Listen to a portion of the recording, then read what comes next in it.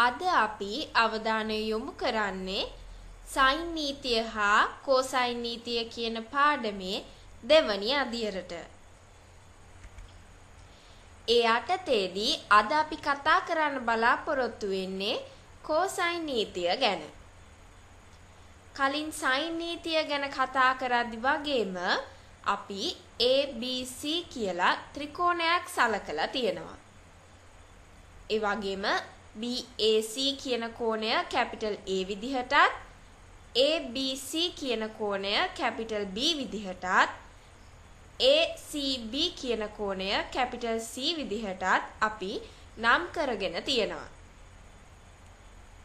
ඒ වගේම මේ capital A කියන කෝණයට ඉදිරියෙන් ඇති පාදය දිග සිම්පල් A විදිහටත් කැපිටල් B කියන කෝණයට ඉදිරියෙන් ඇති පාදයේ දිග සිම්පල් B විදිහටත් සහ අවසාන වශයෙන් කැපිටල් C කියන කෝණයට ඉදිරියෙන් ඇති පාදයේ දිග සිම්පල් C විදිහටත් අපි අරගෙන තියෙනවා.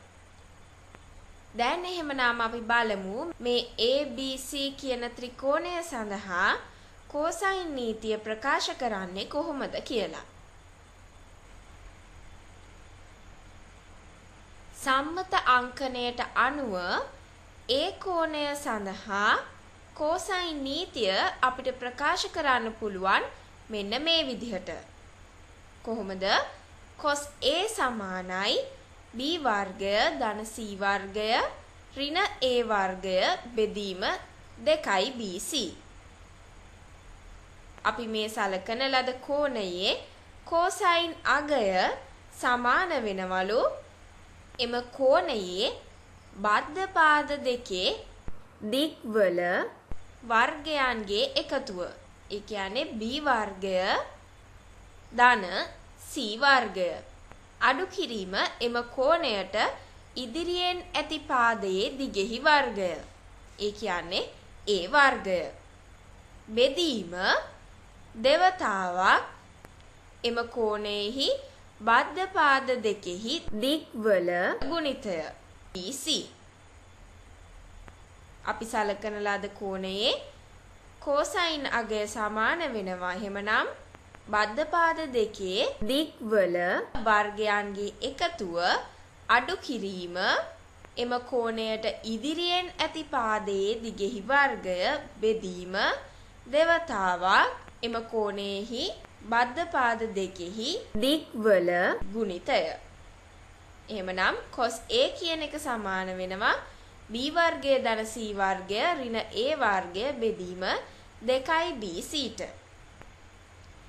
සම්මත අංකණයට අනුව මේ ABC කියන ත්‍රිකෝණයේ A කියන කෝණය සඳහා කෝසයින් නීතිය අපිට ප්‍රකාශ කරන්න පුළුවන් cos A සමානයි B වර්ගය ධන C වර්ගය ඍණ A වර්ගය බෙදීම 2BC කියලා.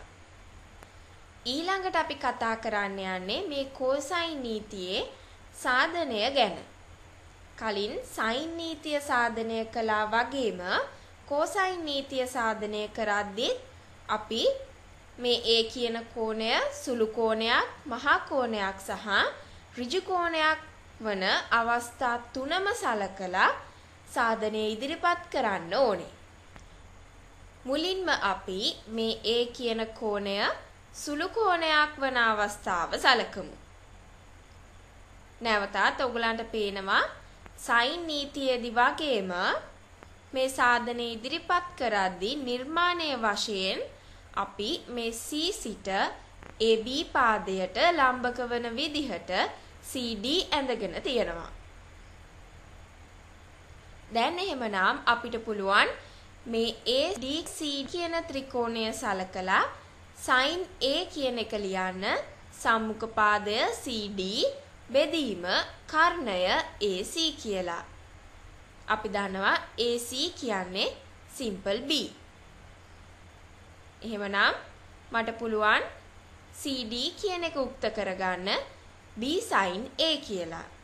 ඊළඟට නැවතත් අපි මේ ADC කියන ත්‍රිකෝණය සලකලා cos A කියන එක ලිව්වොත් අපිට ලැබෙන්නේ බද්ධ පාදය AD බෙදීම කර්ණය AC කියලා. නැවතත් AC කියන්නේ simple B නිසා අපිට පුළුවන් AD ලියා ගන්න B cos A කියලා. අපි CD කියන එක ලියාගත්ත B sin A විදිහට, ඒ වගේම AD කියන එක ලියාගත්ත B cos A විදිහට.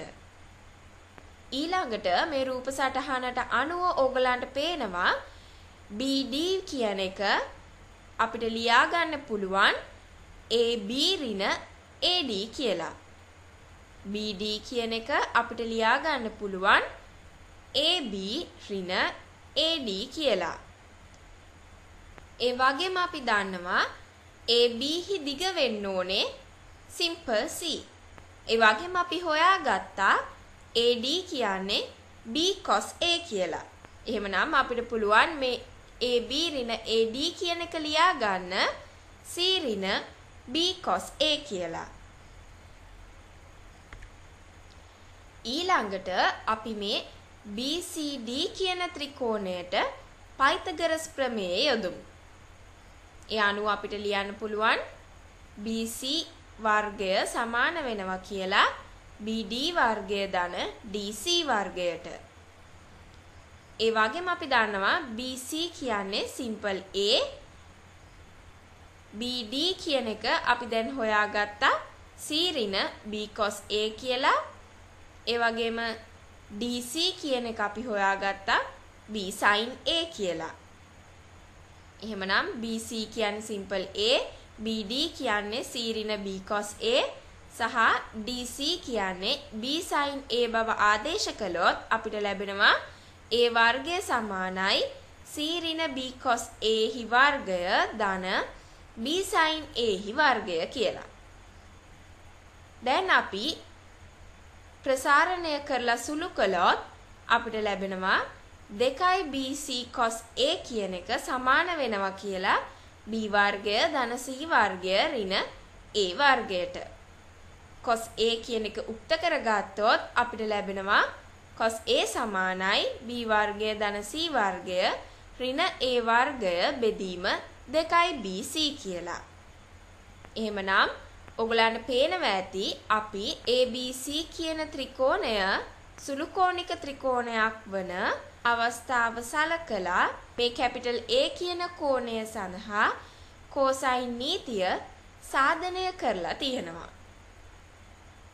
ඊළඟට අපි කතා කරමු මේ A කියන කෝණය මහා කෝණයක් වන අවස්ථාවේදී කොසයින් නීතිය සාධනය කරන්නේ කොහොමද කියලා. මෙතනදී ඔයගලන්ට පේනවා අපි මේ දික්කල BA පාදයට ලම්බක වන විදිහට CD ඇඳගෙන තියෙනවා. ඒ වගේම මේ BAC කියන කෝණය කැපිටල් A වන නිසා CAD කියන කෝණය අංශක 180 ඍණ A වෙන්න ඕනේ. දැන් එහෙමනම් අපි සාධනය දිහා බලමු. අපිට පුළුවන් මේ ACD කියන ත්‍රිකෝණය සලකලා sin 180 ඍණ A කියන එක ලියා ගන්න සම්මුඛ පාදය CD බෙදීම කර්ණය AC කියලා. ඒ වගේම අපි දන්නවා මේ AC හි දිග වෙන්නේ simple B. sin 180 ඍණ A කියන්නේ නැවතත් sin A.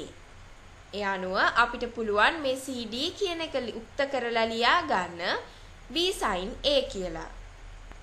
sin 180 ඍණ A වෙන්නේ CD බෙදීම AC. AC කි දිග වෙන්නේ simple B. ඒ වගේම sin 180 ඍණ A කියන්නේ නැවතත් sin A නිසා අපිට CD කියන එක ලියා ගන්න පුළුවන් B sin A කියලා.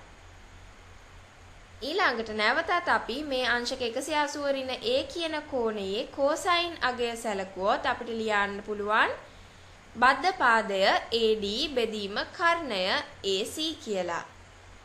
නැවතත් අපි දන්නවා AC හි දිග වෙන්නේ simple B. ඒ වගේම cos 180 ඍණ A කියන්නේ ඍණ cos A. AC හි දිග වෙන්නේ simple B. ඒ වගේම cos 180 ඍණ A කියන්නේ ඍණ cos A නිසා අපිට පුළුවන් AD කියන එක ලියා ගන්න ඍණ b cos a කියලා. දැන් අපි හොයාගත්තා CD කියන්නේ b sin a කියලා, ඒ වගේම AD කියන්නේ ඍණ b cos a කියලා.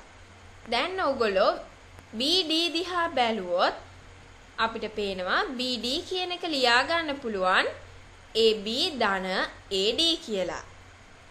BD කියන එක අපිට ලියා ගන්න පුළුවන් AD ධන AB කියලා. ඒ වගේම අපි දන්නවා AB කියන්නේ simple C. AD කියන්නේ අපි දැන් හොයාගත්තා ඍණ B cos A කියලා. AB කියන්නේ C, ඒ වගේම AD කියන්නේ ඍණ B cos A. ඒ නිසා අපිට BD කියන එක ලියා ගන්න පුළුවන් C ඍණ B cos A කියලා. ඊළඟට අපි මේ BCD කියන ත්‍රිකෝණයට පයිතගරස් ප්‍රමේය යොදමු. ඒ අනුව අපිට ලියන්න පුළුවන් BC වර්ගය සමාන වෙනවා කියලා BD වර්ගය ධන CD වර්ගයට. BC වර්ගය සමානයි BD වර්ගය ධන CD වර්ගය. අපි දන්නවා BC කියන්නේ simple A. ඒ වගේම BD කියන්නේ C ඍණ B cos A කියලා අපි හොයාගත්තා.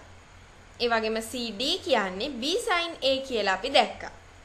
දැන් එහෙමනම් BC කියන්නේ A, BD කියන්නේ C ඍණ B cos A, ඒ වගේම CD කියන්නේ B sin A බව ආදේශ කළොත් අපිට ලැබෙනවා A වර්ගය සමානයි C ඍණ B cos A වර්ගය ධන B sin A වර්ගය කියලා. ප්‍රසාරණය කළ සුළු කළොත් අපිට ලැබෙනවා 2BC cos A සමාන වෙනවා කියලා B වර්ගය ධන C වර්ගය ඍණ A වර්ගයට.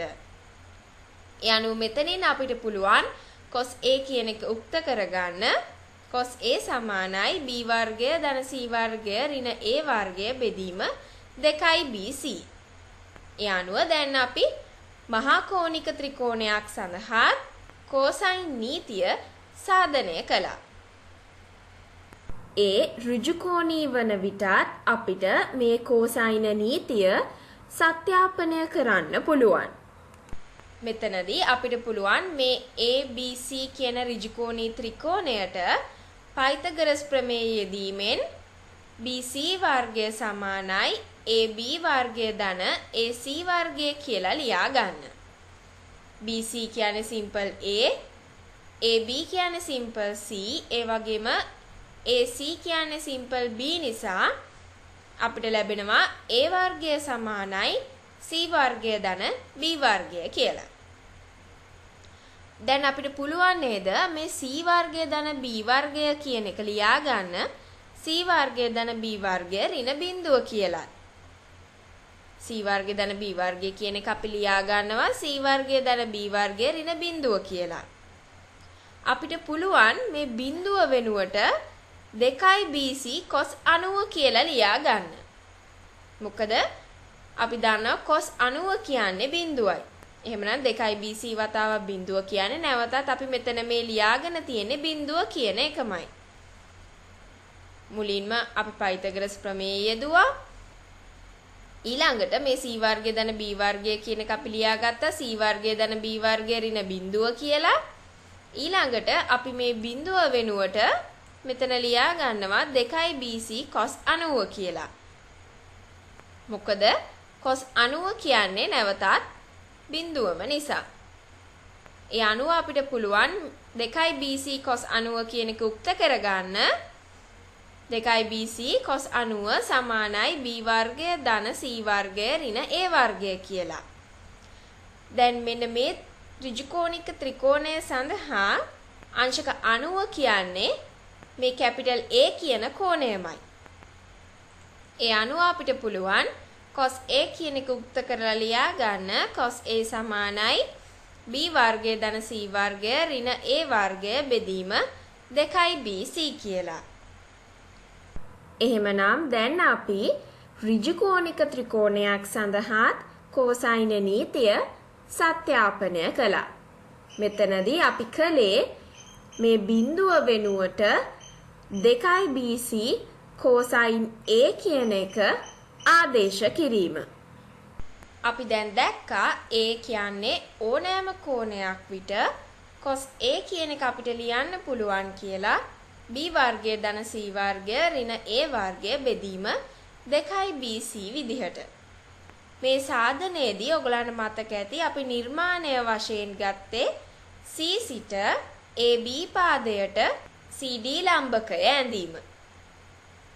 ඊළඟට අපි මේ කැපිටල් A සිට CB පාදයට ලම්බකයක් ඇන්දොත් අපිට පුළුවන් cos B සමානයි A වර්ගය ධන C වර්ගය ඍණ B වර්ගය බෙදීම 2AC බව සාධනය කරන්න.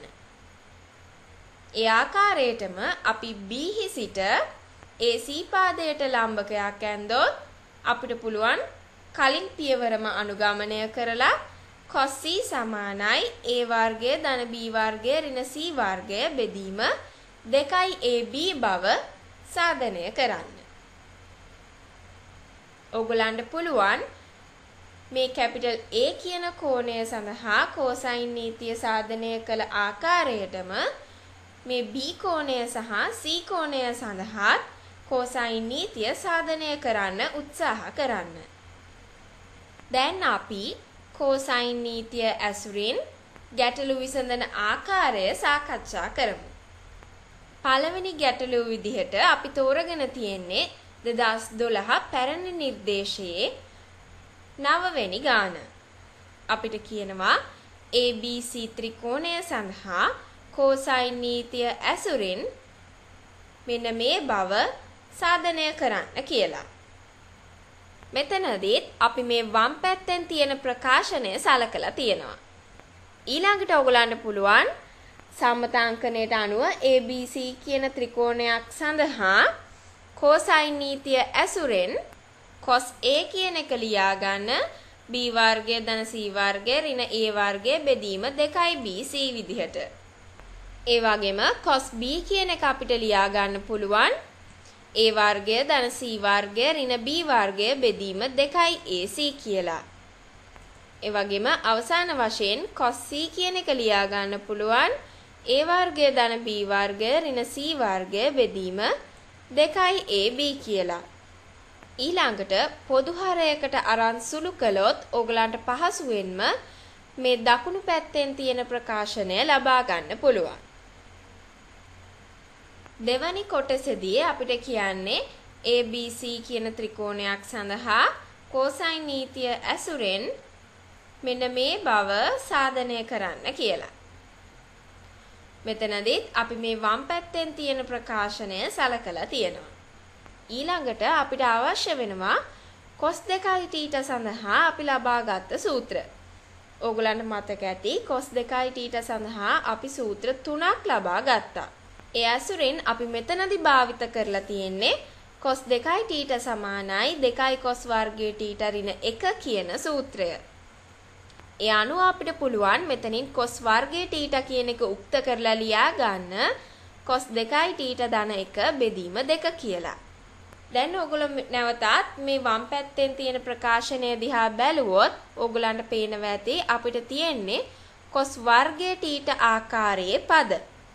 වෙනස එකට තියෙන්නේ θ වෙනුවට මෙතනදී අපිට තියෙන්නේ A බෙදීම 2, B බෙදීම 2 සහ C බෙදීම 2.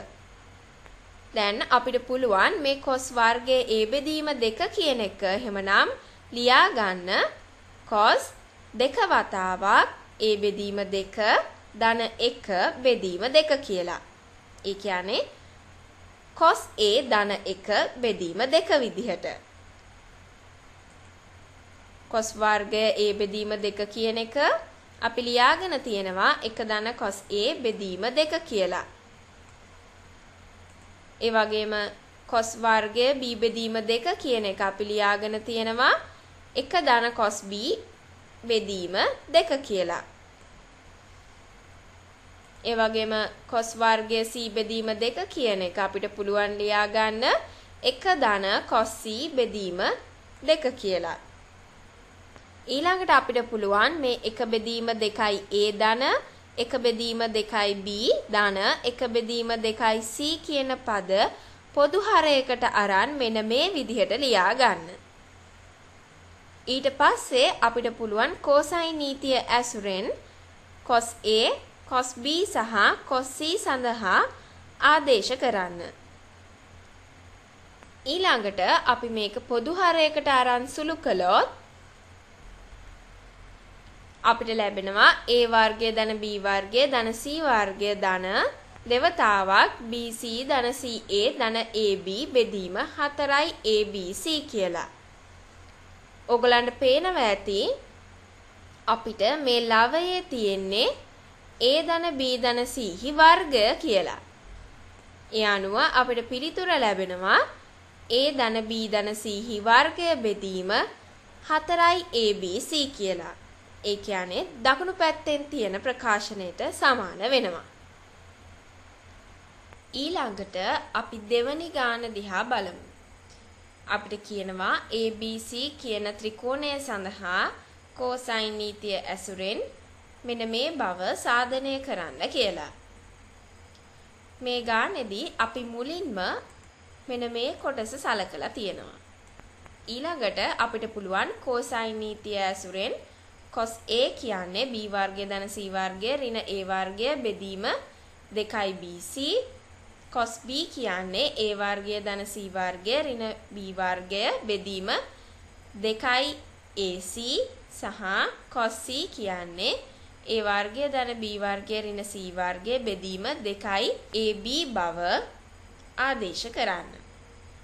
නමුත් අපිට අවශ්‍ය වෙන්නේ දෙගුණයක් මෙන්න මේ ප්‍රකාශනය A වර්ගය ධන B වර්ගය ධන C වර්ගය බෙදීම ABC ට සමාන බව පෙන්වන්න.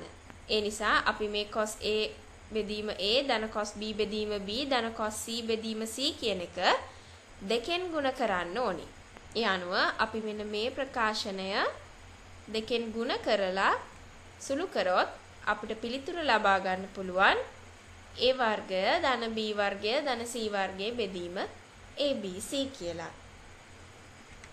දෙවැනි කොටසදී අපිට කියන්නේ ABC කියන ත්‍රිකෝණය සඳහා එක බෙදීම A ධන C ධන එක බෙදීම B ධන C සමානයි 3 බෙදීම A ධන B ධන C නම් C සමානයි පයි බෙදීම 3 බව පෙන්වන්න කියලා. අපිට දත්තයක් වශයෙන් දීලා තියෙනවා එක බෙදීම A ධන C ධන එක බෙදීම B ධන C සමානයි 3 බෙදීම A ධන B ධන C කියලා.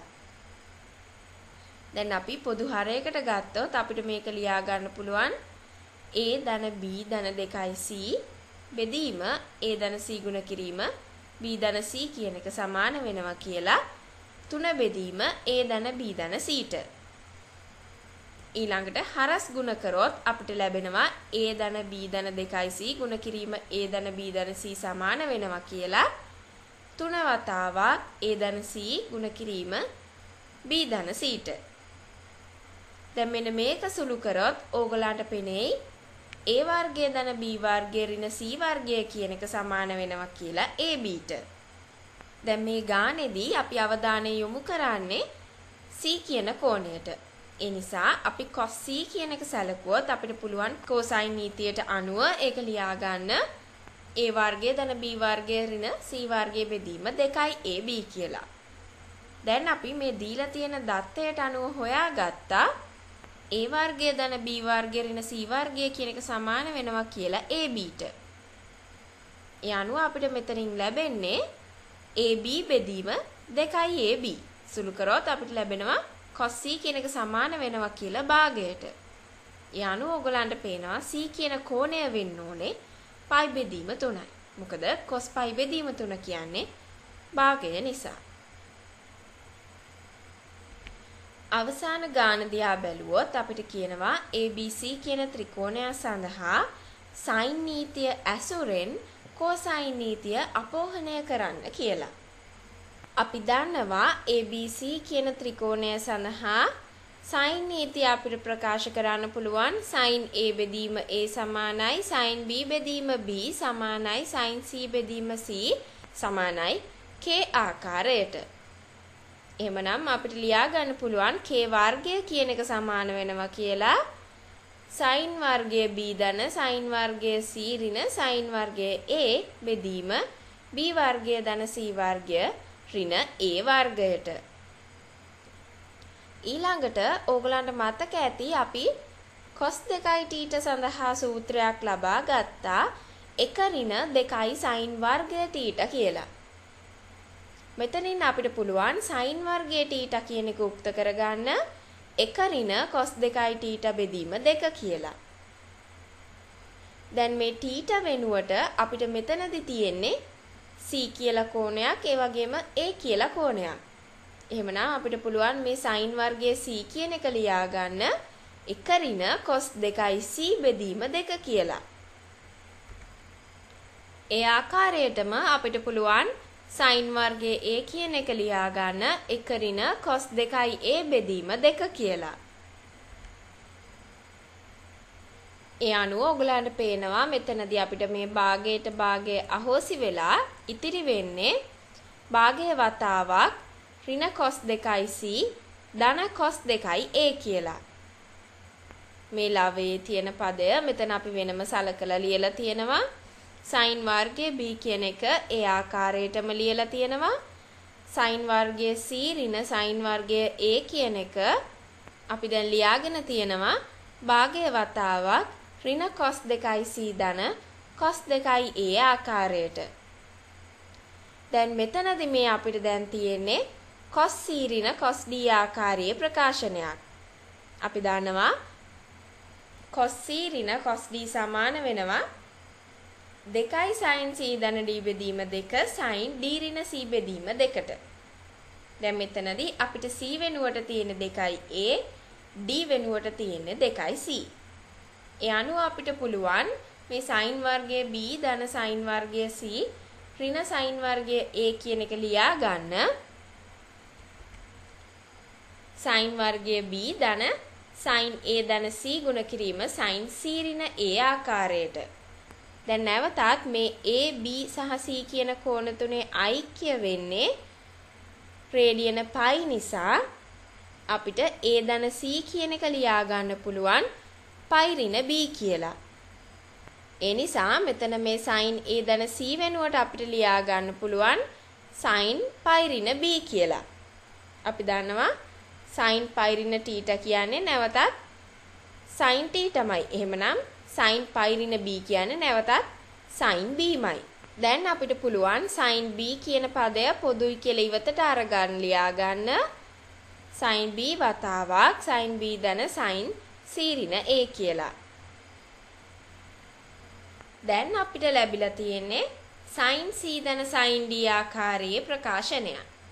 අපි දන්නවා sin c ධන sin d කියන්නේ 2 sin c ධන d බෙදීම 2 cos c ඍණ d බෙදීම 2.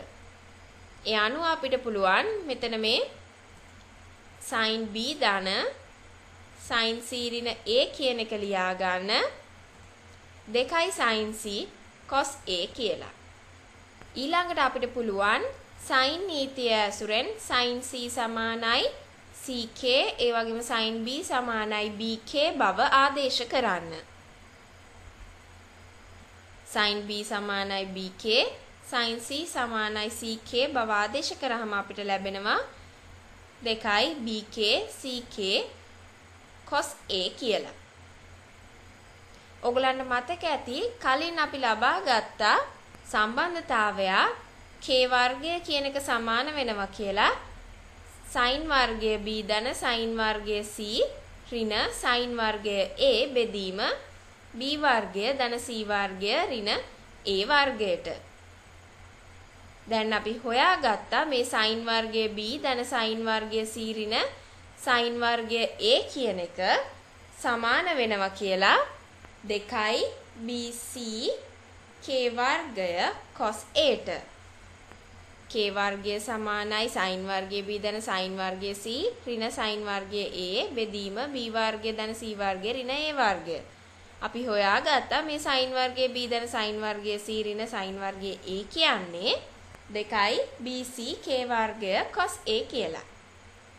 ඒ අනුව k වර්ගයට k වර්ගය අහෝසි වෙලා අපිට ලැබෙනවා 1 සමානයි 2 bc cos a බෙදීම b වර්ගය ධන c වර්ගය ඍණ a වර්ගය කියලා. මේක සකස් කළොත් ඔයගලන්ට පේනවා A වර්ගය කියන එක සමාන වෙනවා B වර්ගය ධන C වර්ගය ඍණ 2BC cos Aට. ඒ කියන්නේ ABC කියන ත්‍රිකෝණය සඳහා sin නීතිය ඇසුරෙන් අපි දැන් cosine නීතිය අපෝහණය කරා. අද පාඩමේදී අපි සාකච්ඡා කරේ cosine නීතිය ගැන. අපි දැක්කා සම්මතාංකණයට අනුව මේ A කියන කෝණය සඳහා cosine නීතිය ඉදිරිපත් කරන්න පුළුවන් කියලා. cos A සමානයි B වර්ගය ධන C වර්ගය ඍණ A වර්ගය බෙදීම 2BC ආකාරයට. ඊළඟට අපි මේ cosine නීතිය A කියන කෝණය සුළු කෝණයක්, මහා කෝණයක් සහ ඍජු කෝණයක් වන අවස්ථා තුනම සලකලා සාධනය කළා. අවසාන වශයෙන් මේ ආශ්‍රිත පහුගිය ප්‍රශ්න පත්‍ර ගැටලු කිහිපයකුත් අපි සාකච්ඡා කළා. ඒ අනුව sin නීතිය හා cosine නීතිය කියන පාඩමේ දෙවැනි අදියර අවසන් වෙනවා. ඒ වගේම තවත් ගණන් කිහිපයක් ඉදිරිපත් කරලා තියෙනවා. ඕගලන්ට උත්සාහ කරලා බලන්න.